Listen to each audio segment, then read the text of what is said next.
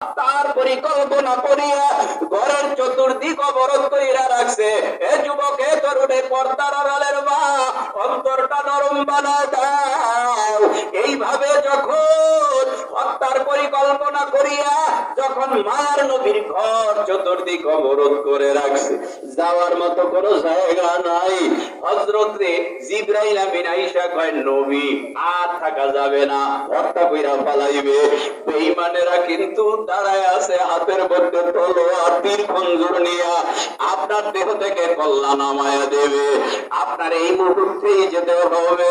হযরতে আলী রাদিয়াল্লাহু তাআলা আনহুকে নবী ডেকে বলে, আলী, জীবনের ঝুঁকি নিতে পারবো? আলী বলে, জীবনের ঝুঁকি কি পয়গম্বর?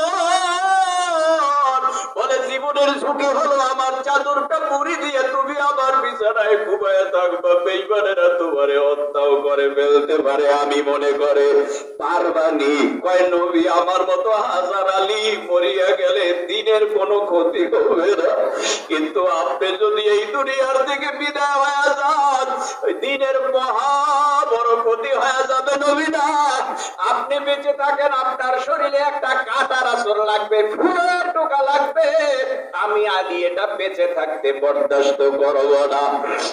বলতে না বলতে আলী ঘুমায় পড়ল। নবী বের হয়ে গেল। যেদিন নবী মক্কা ছেড়ে মদিনায় যায়, ওই দিন নবী 3 দিনের অনাহারী।